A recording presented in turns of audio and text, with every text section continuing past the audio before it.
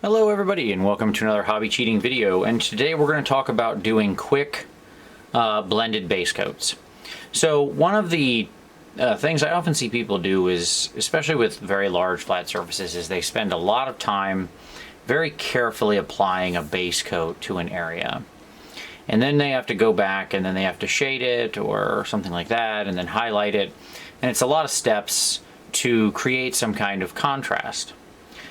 So today we're going to talk about a different method to base coat your miniatures. Now, I'll stay right up front that this technique is extremely useful, especially over larger areas. So for example, today we're going to be using St. Celestine, and we're going to do it with her cloak here, the rear of her cloak. If you have a very tiny area, like say if we flip her around, this little area of her I don't know, torso guard or whatever, you know, it might not be as useful, although I will say I still did it the same thing on this little tabard she has or whatever that hangs down. Still did the same thing. But like with the roses, I didn't. There you go, because like those are really, really tiny. But when we have a large area like this, it becomes especially a good idea to pursue a technique like this. So what have I got here on the palette? We're going to do this today with red, because red's a fun color. So on my palette I have some black leather as my shade color from scale 75. I have some Vallejo Model Air Whole Red. I have a little scale 75 Fantasy and Games Ball Crimson. We have some Red 2 from War Colors, one of my favorite red colors. It's so bright and like just really intense. And then we have some Red Glaze also from War Colors. And I also have a little bit of Flow Aid and a little bit of just medium. You'll see how we use those. Now, a word of warning for techniques like this, because we're going to be doing a lot of like wet blending when we do this. I do have a video specifically about wet blending, but if you're using something that dries a little quicker, you may want to look at also having some retardant medium. Now for this case, although it's not part of the red, I'm also going to go ahead and put some Mojave white on my palette. This is not something I might normally do depending on the color, but we'll have a little trick in here about red at the same time.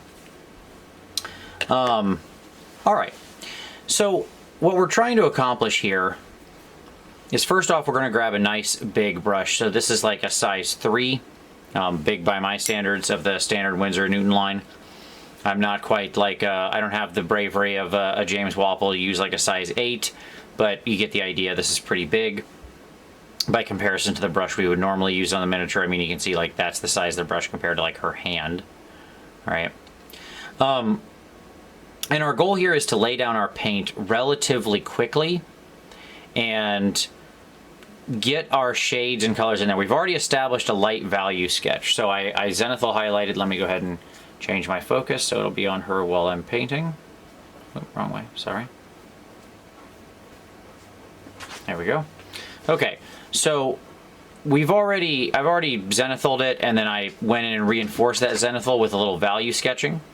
You can go back and look at my previous video on value sketching to see what I mean there, but effectively I've just reinforced the highlight areas with some additional near white. So in this case I used some of this Mojave white here to build some of these up and really create a distinction between the dark and the light. So what I'm going to do is I'm going to get my brush a little bit wet, not soaked, just wet. I'm going to go into my Flow Aid, touch the medium, and then I'm going to grab a little whole red, pull it over here, and a little of my crimson, pull it over here, and get a nice mid-tone color. Okay? I'm going to touch the paper towel there. I'll pull in a little bit of the War Colors. I just want a little bit of that rich red in there as well. We'll grab a little bit of medium. Basically, I'm just trying to get it to like a nice red that I like, have enough on the palette. Okay? Alright, so now what we're going to do is I'm just going to get in here and I'm going to lay down a bunch of this red. Like quickly. I'm not even going to try to do the whole cloak. I'm just going to do this area right here. And you'll notice because it's red, it's quite transparent. It's going to show a bunch of the undercolor still, which is fine for our purposes today. Yeah, we can get the whole thing. It's a big brush. Okay.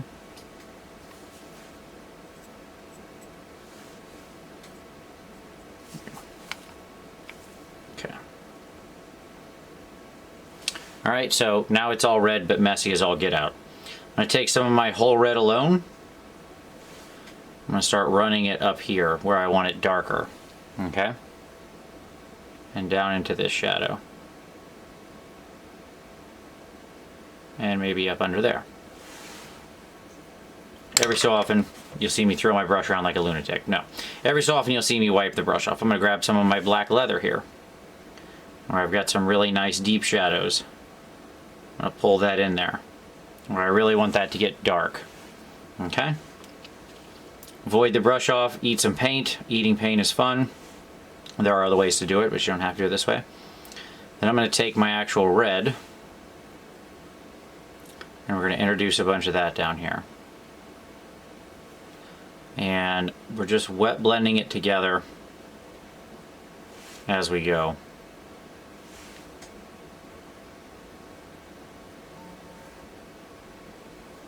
Okay.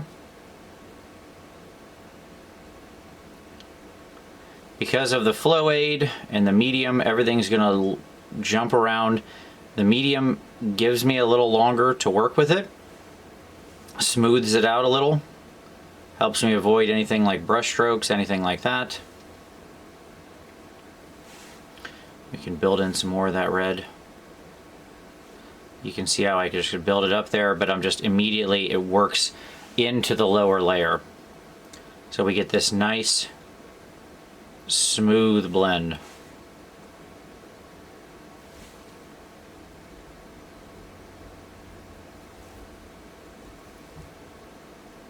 And put a little up there where we want to drag it down. Okay. Grab a little of the whole red and a little bit of that black leather. We'll kind of smooth out that side a little. You notice how often I'm cleaning my brush here? Not very. Basically only if I'm going to jump a big transition, right?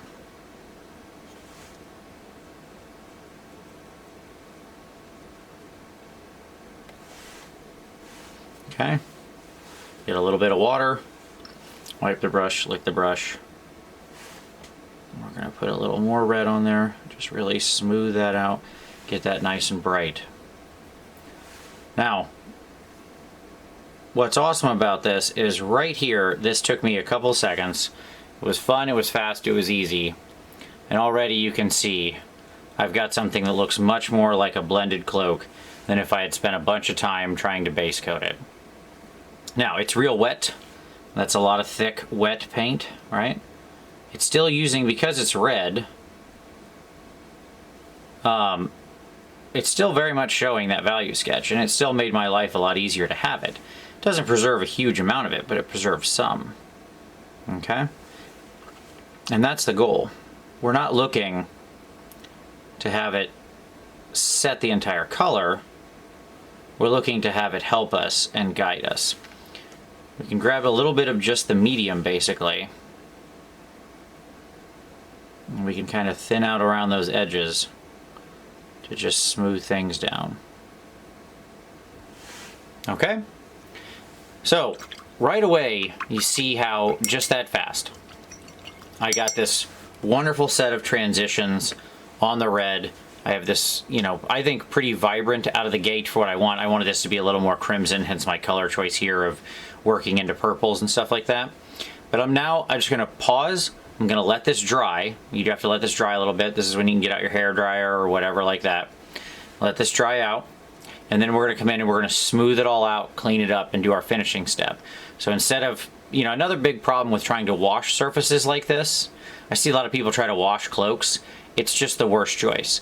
Because yes, it has ridges, but it also has all these huge open flat spaces, and you're just asking for coffee staining. And just have to spend a lot of time layering things back up, covering up all the wash you just did, in trying to get like these 3 little creases you ended up ruining all the rest of this work. We don't have to do that. We can just do it all at once. Quick, easy peasy, lemon squeezy, all right? So, I'm gonna let all that dry out. You do want to come to a point where you stop working it, because if you, like, once the paint starts actually setting, if you then get in there and keep pulling with it, you're gonna pull paint up. So, we're gonna let that dry. Back in a minute. All right, we're back. Everything's dry. Hopefully we're in a little better focus now. And you can see, you know, just right away with that, the way we applied that base coat, nice and quick and rough, as everything settles out, we get these really nice transitions, very smooth. In a lot of parts. There's some parts where it's rougher. Right here, it's kind of rough. But for the most part, we get a nice smooth transition throughout the colors. Now, we can do this with any color. I happen to be doing it here with red. You can pick a nice series of colors and wet blend out that in the same way with anything else. But if we want to smooth it out and reinforce it, the question is, where do you go from here? Because a lot of people are scared to work over top of blends they already have, which you don't need to be. It's just fine. At this point, we were fine. So again, I've got my brush, it's kind of wet. I'm going to go into my flow aid, grab a little medium. I'm going to take some of my very darkest color here, my black leather. Still working with my big brush. And what I'm going to do is just very carefully run that down here in my areas to make sure I have all these really deep shaded areas, everything that's like completely in shadow, hit with that. Okay? Just refine it. That's the easy part. The shadows are always simple. When we want to build up the bright parts, we're going to use the same lesson, because we're not looking to go to white to this. This is a red cloak. I don't want it to turn orange. I don't want to use some orange red color. I want a bright red. So we're going to refine that. So to that end, again, same thing. We grab a little bit of our white here, or near white, because as I said, this is like that Mojave white. It's kind of a wonderful warm white, perfect for our purposes. And what we're going to do is we're going to just pull that right here over the sides, down into the edge, here over the top, and here on the edge. Okay? I'm going to void out that brush. That is truly the worst tasting paint in the universe, by the way. That Mojave white makes GW shades taste good. That's an impressive accomplishment.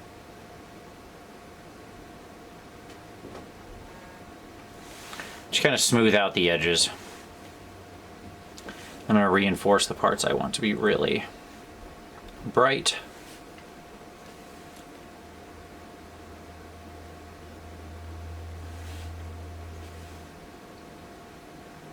And I know what you're thinking. Vince, didn't this just undo everything you did? No, not at all. Because we still have that red underneath there. We're still setting our tones. Now, if you don't want to go to this extreme, you could just glaze in some more of the reds. But I want something that's really bright here. So if I wasn't interested in, like, let's say up top here where I don't want it to be quite so bright, like on the edge of her butt where there's this little raise, but it's still quite, it'll still be quite covered by like her wings and everything when they go on. What I'll do is I'll just take a little bit of the my two bright reds here.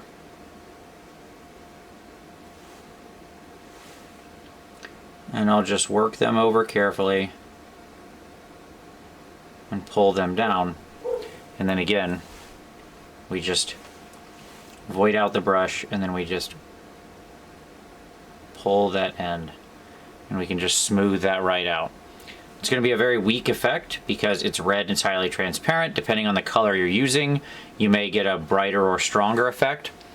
The nice thing about red and the way it blends is red doesn't have any white in it. So just a quick note here on, you know, blending up to brighter colors.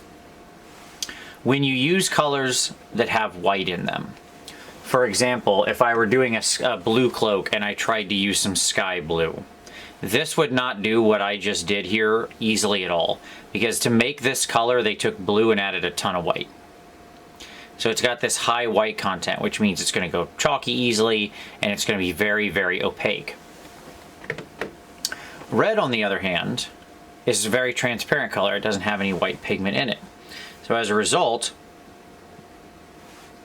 it does what I did here in glazing on very simply and easily. So I can glaze it multiple times and reinforce it.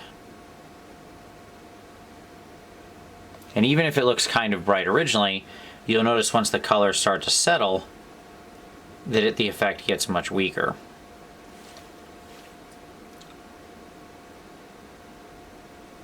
Okay, so that's if I just wanted to go straight over the top. Now, back to our white. Now that that white's dry, I've distracted you long enough. Wahaha. No, so we'll go back to our flow and that. Now here I'm going to go into my glaze. Now, in this case, I'm using some Warcolors red glaze because it's out of the bottle going to be pretty close to what I want. You can do the same thing with red ink. You can do the same thing with red paint. Whatever you want. But we get it thin. We test it on the back of our thumb. Here I've got some white. Go over the top. See how much that still shows? Wonderful. Now we're just going to run this right over everything.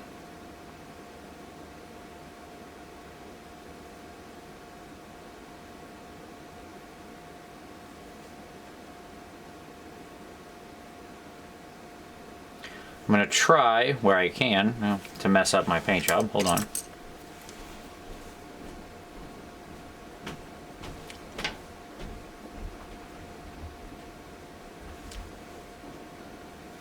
There we go. Sorry, I had to clean up the edge there. I'm going to try where I can to use the side of the brush to avoid any brush strokes. Like using the side of the brush like this. You avoid that because then you've got one long bristle basically touching, as opposed to at this direction. When you go in like this, you're asking the brush to fray.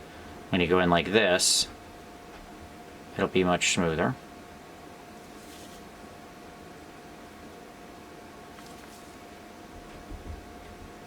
Okay, so we're going to wait a minute because I pushed too hard there and actually pulled paint off. The second you see that happening, you stop. It's okay if it happens, not the end of the world. Instead, we'll go work this other area real quick. Just reinforcing.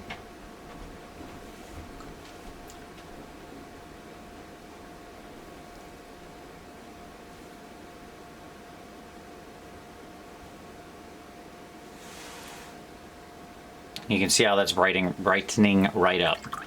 So we let that first layer dry.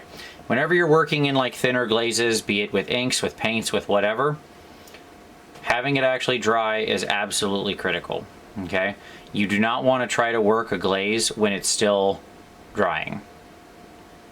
Because what's going to happen is you're going to do what I just did right here and pull up some paint. Which is okay if it happens once. Once you see it happening, just stop. Okay? Let it set, let it dry, and then we'll come back and finish it up. So I'm going to let this sit for a moment. I won't do it on camera. I'll be right back in just a minute. Alright, so we're back. And I went ahead and put on one other glaze while I was waiting, just I thought that way we don't have to let it dry. And you can see now what we've got is this nice effect all throughout here. So this was just, we shaded it to begin with, and then very quickly we did a couple glazes in of some other colors, and boom, right? We get this nice, very, very nice, bright red cloak. And we didn't have to go to any great, effort. There was no re-layering. We didn't have anything get dirty or anything like that. I can keep reinforcing it if I want. Red is one of the easier colors to work with because it's so forgiving in that it is very naturally transparent. So you can build red up really slowly if you want. Or I could always go back and lay down some more white and just put another glaze over and really pop out some areas. So for example, maybe I'd put a little white right here near this edge or here near this edge, then repeat the same glazing, and what we'd get is a really, really ultra bright transition. So, but that's it. That's pretty much the deal. That's how you can use your wet blending to create your contrasting base coat. which really does speed up the process, especially on larger surfaces like this.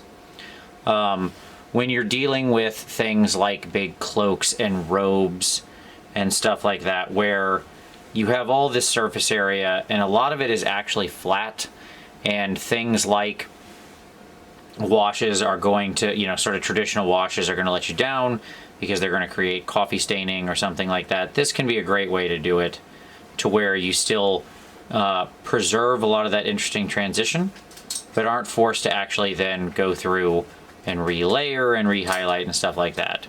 So I'll probably play with this a little more just to push some color around and really take it up, but that's it. That's how you use your your wet blending when doing your base coats to get nice contrast fast. So I hope you enjoyed that. If you did, give it a like. Share this with anybody who you think might be interested in painting a lot of, you know, surfaces like this very quickly. This can be a great trick for things like the new Stormcast, who have all these like robes and cloaks all over them. But as always, subscribe for more hobby cheating in the future. We have new videos here every Saturday. But I appreciate you watching this one, and we'll see you next time.